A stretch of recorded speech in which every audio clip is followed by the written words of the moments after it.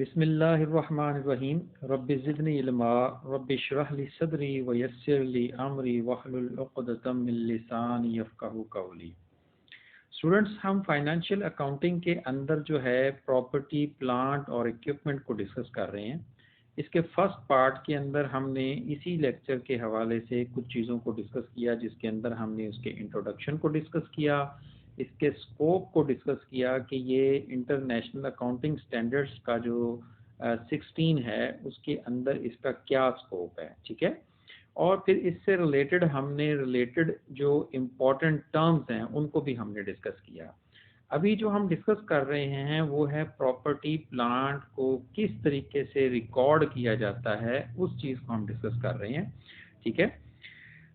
हम अपने लेक्चर के अंदर जो है वहीं से कंटिन्यू करेंगे जिधर हमने इस लेक्चर को हमने छोड़ा था, ठीक है। इसके फर्स्ट पार्ट के अंदर हम कुछ चीज़ों को डिस्कस कर चुके हैं, जिसके अंदर हमने इनिशियल रिकग्निशन जो है उसको भी हम डिस्कस कर चुके हैं, और उसकी मेजरमेंट जो कॉस्ट है उसको भी हम डिस्कस कर चुके हैं, ठीक है।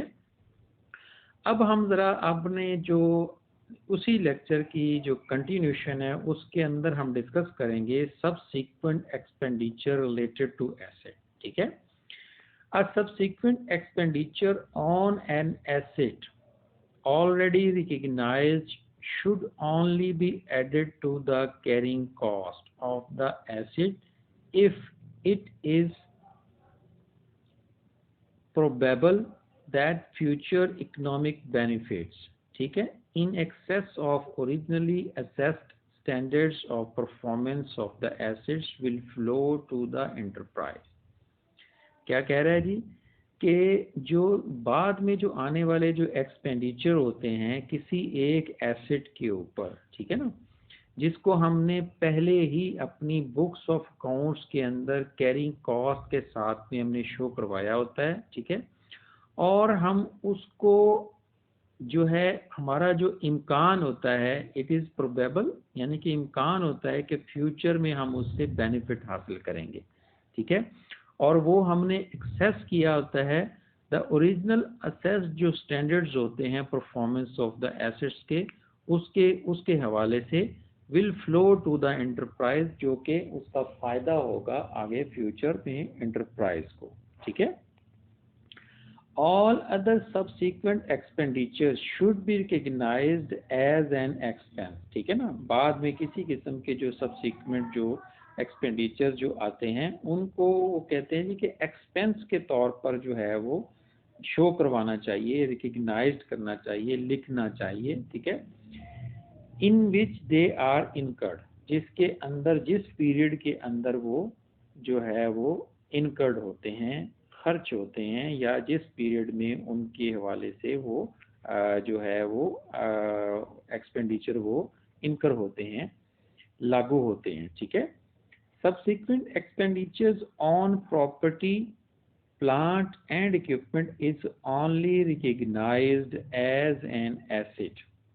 इनको हम तभी एसेट के तौर पर लिखेंगे when the expenditure improves the condition of the asset beyond the originally assessed standards of the performance, ठीक है। स्टूडेंट, एक चीज जहन में रख लें, एक होते हैं कैपिटल एक्सपेंडिचर और एक होते हैं रेवेन्यू एक्सपेंडिचर। कैपिटल एक्सपेंडिचर वो होते हैं कि जो किसी एसेट को अपग्रेड करने के लिए, उसकी परफॉर्मेंस को इम्प्रूव करने के लिए, या किसी एसेट को जब आप परचेज करते हैं उसकी जो है इंस्टॉलेशन और इस तरह के जितने भी एक्सपेंसेस आते हैं उनको हम कैपिटल एक्सपेंडिचर कहते हैं, ठीक है। और एक होते हैं रेवेन्यू एक्सपेंडिचर, जो कि उस एसेट की परफॉर्मेंस को तो इम्प्रूव नहीं करते, ना अपग्रेड करते हैं, बल्कि जस्ट मेंटेन करने के लिए रिपेयर एंड मेंटेनेंस वगैरह या इस तरह के जो खर्चे होते हैं उनको हम रेवेन्यू एक्सपेंडिचर कह रहे होते हैं। तो यहाँ पर जो है सबसीक्वेंट एक्सपेंडिचर जो हम डिस्कस कर रहे हैं, इसके अंदर एक चीज़ आपने जहन में रखनी है कि ऐसे एक्सपेंडिचर जो कि किसी एसेट की जो प्रॉपर्टी, प्लांट या इक्विपमेंट के हवाले से कोई भी जो एसेट है, अगर तो उसकी परफॉर्मेंस को या उसको अपग्रेड करने के लिए, परफॉर्मेंस को बेहतर करने के लिए, एफिशिएंसी उसकी बढ़ जाए किसी एसेट की, या उसकी परफॉर्मेंस बढ़ जाए, ठीक है, या उसकी यूजफुल लाइफ बढ़ जाए, ठीक है, उस हवाले से, या उसको इंस्टॉल करने के लिए, ठीक है ना। तो इस तरह का अगर कोई आप खर्चा करते हो और वो उसकी फिगर भी काफ़ी बड़ी होती है, बड़ी अमाउंट के अंदर अगर आप खर्चा करते हो, तो उसको हम जो है एसेट के तौर पर जो है उसको हम लिखेंगे, ठीक है ना। उसको हम इकोनॉमिक वैल्यू, अगर उसकी जो है वो फ्यूचर में इकोनॉमिक वैल्यू जो है वो उससे हम बेनिफिट हासिल करेंगे, तो उसको हम एसेट के तौर पर रिकॉर्ड करेंगे। उसी रिलेटेड जो एसेट है उसका हम पार्ट बनाएंगे उसको, ठीक है। और अगर वो एक्सपेंस जो है जस्ट उसको मेंटेन करने के लिए रिपेयर एंड मेंटेनेंस के हवाले से हो, तो फिर हम उसको एज ए एक्सपेंस के तौर पर लिखेंगे, ठीक है। फिर हम उसको एक्सपेंस आउट करेंगे, ठीक है। For example if subsequent expenditure that can be capitalize, अगर तो वो उसको हमने जो है वो बाद में एसेट के तौर पर उसको उसकी इम्प्रूवमेंट के हवाले से है, तो हम उसको कैपिटलाइज कर देंगे। और वो मॉडिफिकेशन से मुतल्का हो तो तब भी हम उसको कैपिटलाइज करेंगे। अगर वो अपग्रेड करने से मुतल्का है किसी प्लांट के हवाले से, तो तब भी हम जो है उसको एसेट के तौर पर लिखेंगे। अगर वो किसी किस्म की adoption of new production process enabling a substantial reduction in previously assessed operating cost, ठीक है ना, कि अगर आपने किसी न्यू प्रोडक्शन प्रोसेस को अडॉप्ट कर रहे हैं, तो जिससे आपकी जो प्रीवियस जो आपका जो असेस्ड जो ऑपरेटिंग आपकी कॉस्ट है उसके अंदर कोई इजाफा हो रहा है, उसकी सब्सटेंशियल कॉस्ट जो है वो उसकी जो है कह लें कि उसके अंदर वो कमी आ रही है, रिडक्शन हो रही है, ठीक है ना, तो फिर जो है वो चीज़ जो है वो एक एसेट का हिस्सा बनेगी, ठीक है। उसको हम एक्सपेंस के अंदर नहीं लिखेंगे। लेकिन अगर वो उसको रिपेयर और मेंटेन करने से मुतल्का होगा, तो फिर हम उसको एक्सपेंस आउट करेंगे और उसको प्रॉफिट एंड लॉस अकाउंट या इनकम स्टेटमेंट के अंदर उसकी जो एक्सपेंस वाली साइड है वहां पर लिखा जाएगा, ठीक है। Expenditure on repair and maintenance of property, ये अभी जो मैंने आपके साथ में डिस्कस किया कि उसकी प्लांट और इक्विपमेंट की इज मेड टू रिस्टोर और maintain economic benefits, future economic benefits that an enterprise can expect from the originally assessed standards of performance of the assets.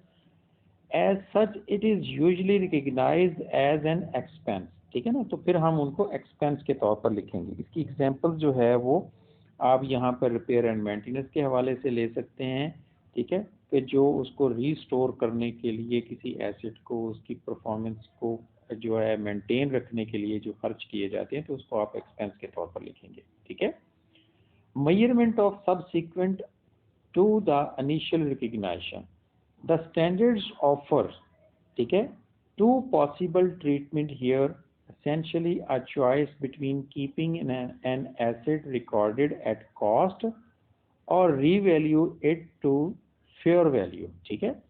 देखिए यहाँ पर जो है ये क्या चीज़ है, पहले तो इस चीज़ को समझें। ऊपर जो टाइटल में वो क्या कह रहा है कि मेजरमेंट आप किस चीज़ की करेंगे, सब सीक्वेंट जो आपका खर्चा होता है उसको आपने उसकी मेजरमेंट किस तरीके से करेंगे। और उसकी मेजरमेंट दो तरीक़ों से होगी कि एक तो आप जो है जो आपका एसेट है उसको आप कॉस्ट के ऊपर ही लिख दें, ठीक है, और उसके अंदर जो है आपके जो सब सीक्वेंट खर्चे हैं वो उसके अंदर एडअप हो जाएं, ठीक है। दूसरा ये होता है कि आप उस एसेट की फेयर वैल्यू जो है वो उसको कैलकुलेट करें, रीवैल्यूएट करें, ठीक है, और उसके ऊपर उसको लेके आएं।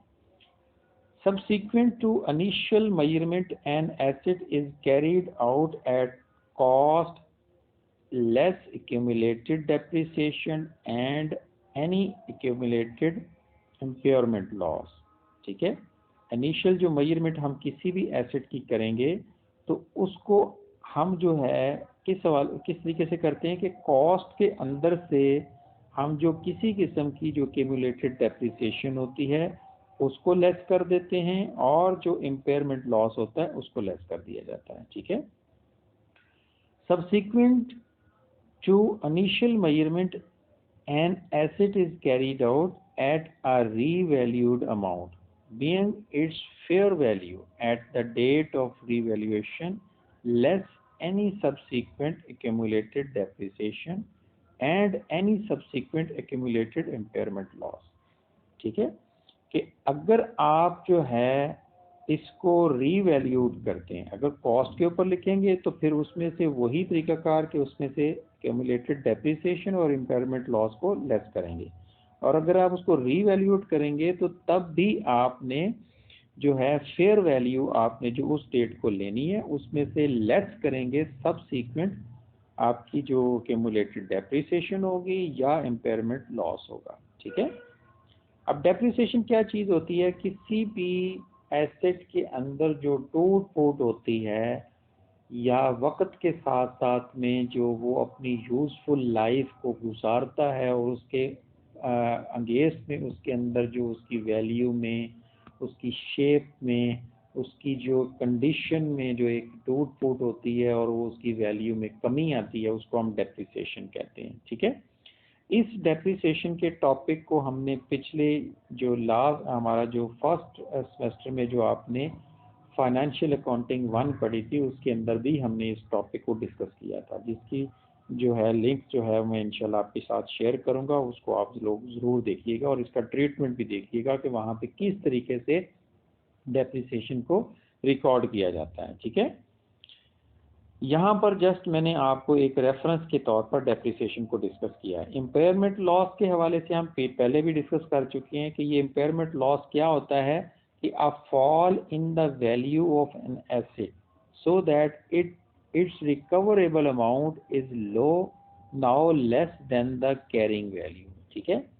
ये बुक्स ऑफ अकाउंट्स के अंदर हमने पीछे भी इसके जो फर्स्ट पार्ट इसी लेक्चर का हमने डिस्कस किया, उसके अंदर मैंने डिस्कस किया था कि कैरिंग वैल्यू जो है आपने सपोज एक एसेट की जो है वहाँ पे बुक्स ऑफ अकाउंट्स में 4 लाख लिखी हुई है, जबकि मार्केट में जो उसकी वैल्यू अब जो बची है किसी भी सडन लॉस की वजह से, वो कोई जल्जला हो सकता है, वो कोई किसी किस्म की जो है कह लें कि वो डिक्लाइन हो सकता है वैल्यू के अंदर, नेचुरल को डिज़ास्टर हो सकता है, उसके हवाले से जो सडनली कोई उसमें को कमी आ जाए या मार्केट में कोई आपका जो डिफ्लेशन की वजह से कोई कमी आ जाए, ठीक है ना, या डिमांड उसकी कम पड़ जाए, ठीक है, वो अपनी वर्थ जो है वो खो दे, तो उसकी वजह से जो लॉस एक होता है उसको हम इम्पेयरमेंट लॉस कहते हैं। अगर आप इसको इम्पेयरमेंट लॉस इंसान की बॉडी के अंदर देखें तो वो भी एक चीज़ हम थोड़ा सा समझ सकते हैं कि मेंटली तौर पर कोई एक बंदा अगर फंक्शनिंग करने के काबिल नहीं रहता, ठीक है, या उसकी कोई बॉडी का कोई पार्ट जो है वो कोई डैमेज हो जाता है, कोई विजन लॉस हो सकता है, मेमोरी लॉस हो सकता है, कोई किसी किस्म की कोई उसके अंदर कोई एक्टिविटी उसकी जो कम हो जाती है, लिमिटेड हो जाती है, तो उसको भी हम इम्पेयरमेंट कहते हैं, इम्पेयरमेंट इन पर्सन बॉडी। ठीक है। तो इम्पेयरमेंट लॉस क्या होता है? क्योंकि सडनली कोई अचानक से कोई किसी चीज़ की वर्थ में, किसी एसेट की वर्थ में कमी आ जाती है, वो कोई प्रॉपर्टी हो सकती है, प्लांट भी हो सकता है, कोई आपकी जो है कोई इक्विपमेंट हो सकता है, ठीक है ना, तो उस चीज़ को हम कहेंगे कि इम्पेयरमेंट लॉस है। इन दोनों में डिफरेंस क्या होता है? जो डेप्रिसिएशन होती है वो एक वक्त के साथ साथ में जो एक यूजफुल लाइफ जो एक एसेट अपनी स्पेंड करता है और उसके अगेंस्ट में जो किसी एसेट में कोई घिसाई, कोई इसकी कोई टूट फूट या उसकी कोई शेप में या उसकी कोई बॉडी फ्रैक्चर या कोई ऐसी चीज़ जो होती है, कोई बिल्डिंग लगा लें, कोई उसकी कोई जो उसकी अपनी हालत जो उसकी कंडीशन जो है ख़राब होती है, या कोई इक्विपमेंट के हवाले से लगा लें, तो उस चीज़ को हम कहेंगे डेप्रिसिएशन। ठीक है। जो वक्त के साथ साथ में with the passage of time जो है उसकी यूजफुल लाइफ के अंदर किसी किस्म की कोई जो है वो कमी होती है, या यूजफुल लाइफ के ऊपर जो है वो अपना स्पेंड करते हुए उसके अंदर कोई इसकी वैल्यू में कमी आती है, तो उसको हम कहते हैं डेप्रिसिएशन। और इम्पेयरमेंट क्या चीज़ होती है, जो अभी मैंने आपके साथ में डिस्कस किया, क्योंकि किसी भी किस्म की कोई ड्यू टू मैनी रीज़न हो सकती है, क्योंकि अनसर्टन जो है वो सिचुएशन फेस करने को मिल जाए, या कोई सडनली जो है उसके अंदर कोई कमी वाक़या हो जाए, कोई इरिवर्सिबल ड्रॉप हो जाए उसकी वैल्यू के अंदर, तो उस चीज़ को हम कहेंगे इम्पेयरमेंट लॉस। ठीक है, जिसको जो है वेयर एज डेप्रिसिएशन या अमर्टाइजेशन जो होती है वो reduce the value of the asset over its future life time. ठीक है ना, कि इंटायर लाइफ टाइम के अंदर जो है अगर कोई डेप्रिसिएशन क्या होती है कि किसी एसेट की वैल्यू में जो कमी होती है, रिड्यूस होती है पूरी इंटायर लाइफ के ऊपर। अगर फर्ज करें एक एसेट जो है वो 5 साल या 10 साल गुजारता है, तो उसके 10 सालों के अंदर जो जो उसके ऊपर टूट फूट होगी तो उसको हम कहेंगे डेप्रिसिएशन। और अगर वो कल ही उसकी किसी कह लें कि वो किसी टूट फूट का शिकार हो जाए अचानक से, कोई एक्सीडेंटली या कोई ऐसी चीज़, तो उसको हम कहेंगे इम्पेयरमेंट लॉस। ठीक है, तो ये सिंपल स्टूडेंट हमने अभी थोड़ा सा जो है ना इसका प्रॉपर्टी, प्लांट और इक्विपमेंट को डिस्कस किया था। स्टूडेंट्स ये चीज़ें जो है आगे जाकर भी इंशाल्लाह डिस्कशन में आएंगी, जब हम जो है पूरी बैलेंस शीट को एक एक्यूमुलेटेड कम्प्रीहेंसिवली डिस्कस करेंगे, और उसकी प्रेजेंटेशन को भी हम डिस्कस करेंगे। पीछे भी हमने बैलेंस शीट को डिस्कस किया। ठीक है, अभी हम जो बैलेंस शीट के अंदर जो एसेट्स वाली साइड है उस चीज़ के ऊपर अभी हमारा फोकस है, और उस चीज़ के ऊपर हम डिस्कस कर रहे हैं। ठीक है, कंपनीज के अकाउंट्स को हमने डिस्कस कर रहे हैं, जिसके अंदर मुख्तलिफ किस्म की चीज़ें फेस करने को जो मिलती हैं। ठीक है, तो यहाँ तक किसी स्टूडेंट के जहन में कोई ऐसा क्वेश्चन हो या उसके जहन में कोई क्यूरी हो, तो वो वीडियो के अंदर जो उसका कमेंट बॉक्स है उसके अंदर भी डिस्कस कर सकता है, और वो हमारा जो एक ग्रुप बना हुआ है, स्टडी ग्रुप जो है, उसके अंदर भी वो डिस्कस कर सकता है। ठीक है, अपना ख्याल रखिएगा, दिल लगा के स्टडी करें। ठीक है, और कोई भी क्वेश्चन होता है तो उसको आप लोग अपना फीडबैक उसके हवाले से ज़रूर दें। ठीक है, अपने क्वेश्चन जो है उसको आप ज़रूर जो है वो पूछें, ताकि हम लोग जो है अपनी स्टडी को बेहतर कर सकें। ठीक है, अल्लाह हाफिज़।